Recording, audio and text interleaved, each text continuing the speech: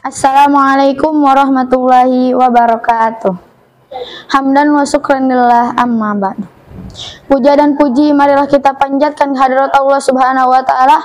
Shalawat beserta salam semoga tercurah limpahkan kepada baginda alam, yakni habibana wa nabiyana wa maulana Muhammadin sallallahu alaihi wasallam. Hadirin yang mudah-mudahan dirahmati Allah Subhanahu wa taala. Kehidupan dunia adalah kehidupan yang panah, kehidupan sementara, kehidupan yang hanya sebentar saja. Kehidupan dunia adalah kehidupan yang panah, kehidupan sementara, kehidupan yang hanya sebentar saja. Jika kita dikaruniai umur seperti Rasulullah SAW, maka kita hidup di dunia hanya 60 tahun. Mungkin ada yang lebih banyak dari umur Rasul, dan bahkan mungkin ada yang kurang dari umur Rasulullah SAW. Pendek kata, jika waktunya telah tiba, kematian pun tidak bisa ditunda.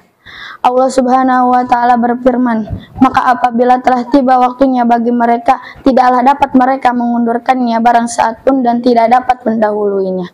Quran Surat An-Nahl ayat 61. Sementara hadirin, akhirat adalah kehidupan yang kekal dan tak berujung. Maka kehidupan yang sangat singkat ini harus diisi dengan bekal yang banyak.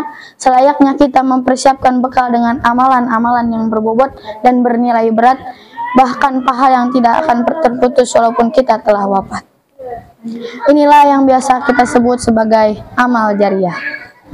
Hadirin, Rasulullah SAW pernah bersabda, apabila manusia telah meninggal dunia, maka terputuslah amalnya, kecuali 3. Sedekah jariah, ilmu yang bermanfaat, dan anak soleh yang mendoakan orang tuanya.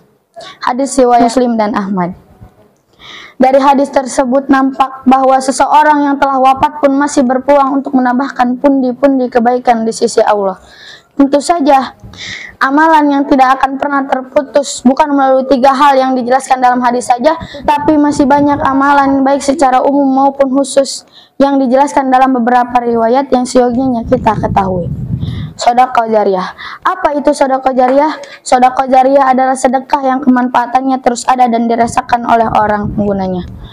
Selama ia bermanfaat, selama itu pula pahalanya akan terus mengalir kepada orang yang bersedekah. Selama ia bermanfaat, selama itu pula pahalanya akan terus mengalir kepada orang yang bersedekah, walaupun dia telah wafat.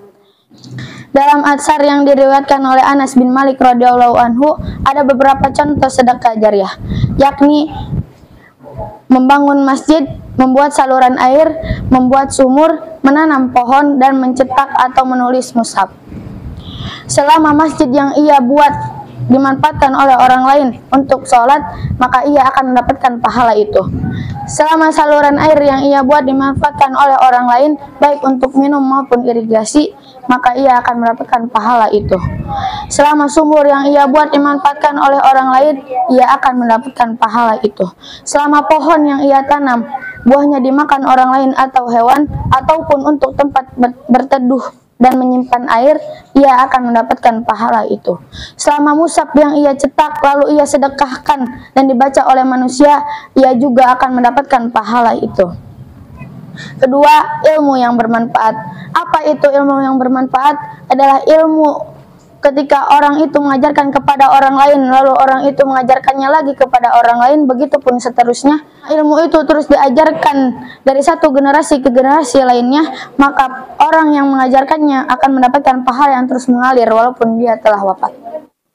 Orang-orang yang Allah karuniai harta lalu ia sedekahkan, dan orang-orang yang Allah karuniai ilmu lalu ia mengamalkannya dengan cara mengajarkannya, maka itu adalah 2 orang yang kita boleh hasad kepadanya. Rasulullah SAW bersabda, tidak boleh hasad kecuali kepada 2 orang, yakni orang yang Allah karuniai harta kepadanya lalu ia infakkan pada jalan kebaikan, dan orang yang Allah karuniai ilmu lalu ia mengamalkannya, memanfaatkannya dengan cara mengajarkannya. Hadis riwayat Bukhari dan Muslim. Ketiga, doa anak soleh. Anak soleh adalah anak yang mendoakan orang tuanya. Anak di sini bukan sebatas anak keturunan pertama, tetapi anak dari anaknya yang biasa kita sebut sebagai cucu, dan begitu pun seterusnya. Mereka mendoakan orang tuanya tatkala orang tuanya telah meninggal. Demikian pula mereka akan mengajarkan putra-putrinya menjadi anak-anak yang soleh dan solehah dan mendoakan kedua orang tuanya, begitu pula nenek kakeknya. Salah satu doa yang penting untuk dipanjatkan adalah doa Nabi Ibrahim alaihissalam. Rabbi habli minas sholihin. Ya Tuhan, anugerahkanlah kepadaku putra-putri yang soleh dan solehah. Maka selayaknya bagi orang tua untuk memperhatikan pendidikan putra-putrinya, khususnya dalam perkara agama, agar menjadi putra-putri yang soleh dan solehah. Mungkin hanya sekian yang bisa saya sampaikan, kurang lebihnya mohon dimaafkan. Unzur makila wala tanzur man qala. Wassalamualaikum warahmatullahi wabarakatuh.